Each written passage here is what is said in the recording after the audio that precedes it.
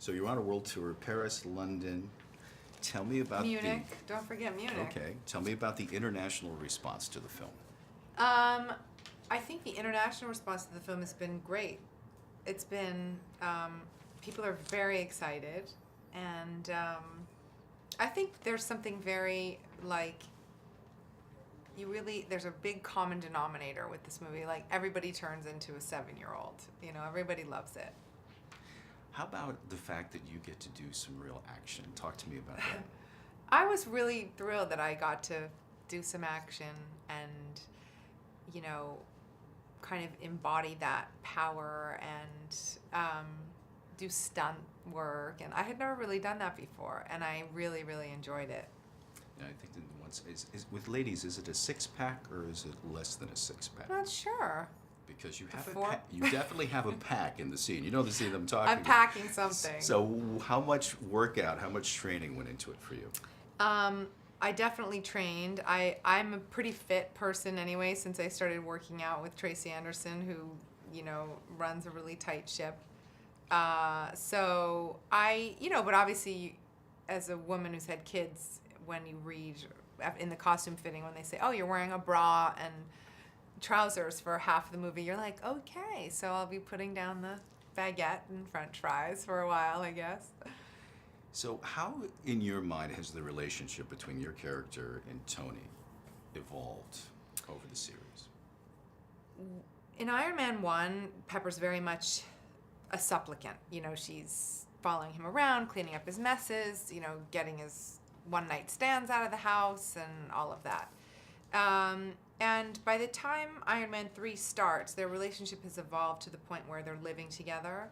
They're very equal in the relationship. She's demanding something of him. And you see a real deepening, and you see the complexity. You know, the bar for a major trio of films in a major franchise like this gets set very high. Yeah. Do you think this movie clears the bar, and how so?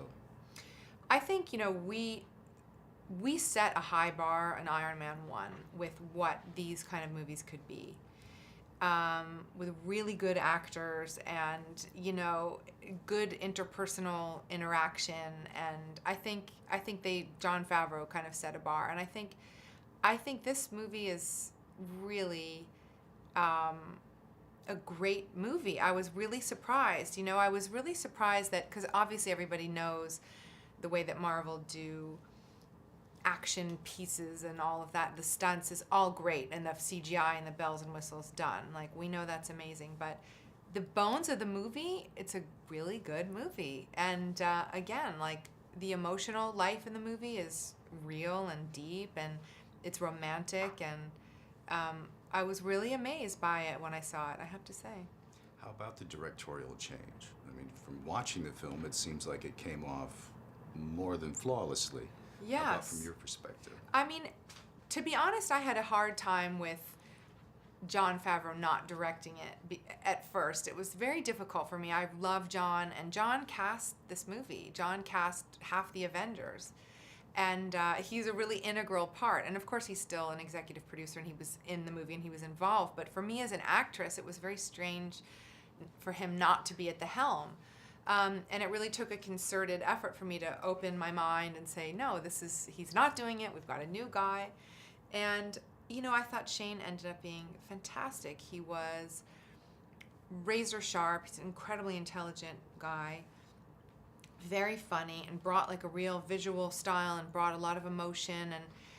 And I think what Shane did differently was we started with a finished script on 3 that was great. 1 and 2, rewriting the whole time, rewriting on the day.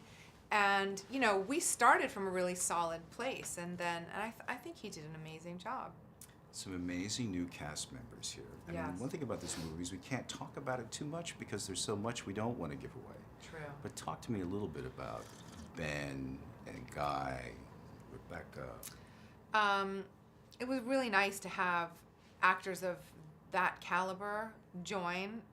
Rebecca Hall is fantastic, and it was nice to have another woman to do scenes with and talk to. You know, she was really interesting and really talented, and Guy Pearce as well. It's like, and all of the all my sons' mothers in their class in London, they're all obsessed with Guy Pearce when he was on Neighbours. So I was like texting like, yes, he's really nice, he's really cute. I'm like, what are they? It's from Neighbours, this soap opera he was on. Anyway, he was great. And Ben Kingsley, I did not get to work with him, unfortunately, but we had lunch one day and I was thrilled.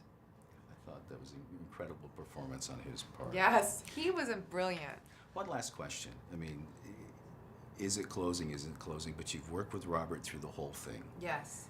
Do you develop a personal relationship with someone like Robert over time? Is that, you become friends? Does it change over time? And then do you hope that you work together again? That type of thing.